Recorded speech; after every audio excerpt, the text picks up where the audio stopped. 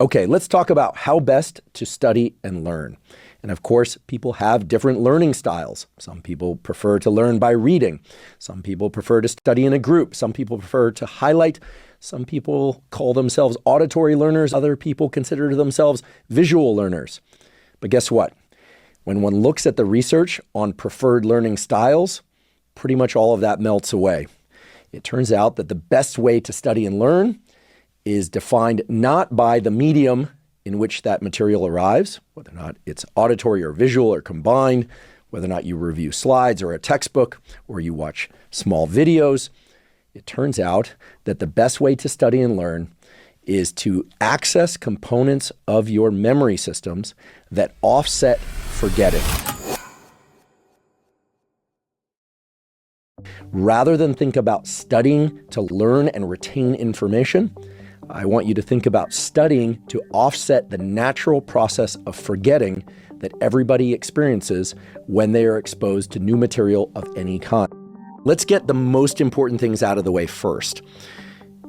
Neuroplasticity and learning, that is, converting your studying efforts into retention of knowledge, is a two-step process.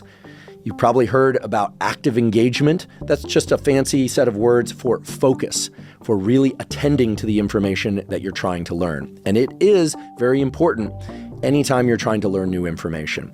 So focus goes with alertness. You can't be focused if you're not alert. This is prerequisite. So you need to be alert and you need to be focused in order to pay attention to the information that you're trying to learn. So that's step one. And of course, as a part of step one, most people, when they hear about optimal studying strategies, they want to know, what should they do? What should they take in order to learn better?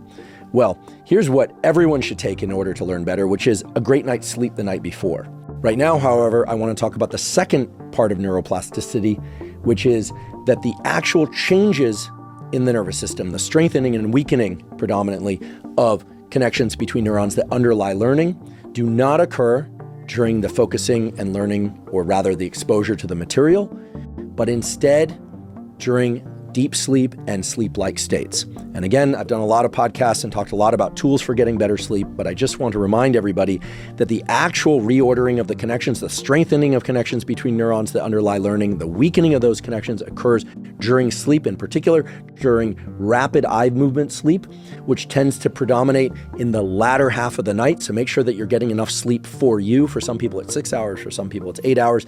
And yes, there is something called the first night effect. The first night effect is the experimentally observed phenomenon whereby information that you learn on a given day is mostly consolidated during the night's sleep that you have on that first night after the learning occurs.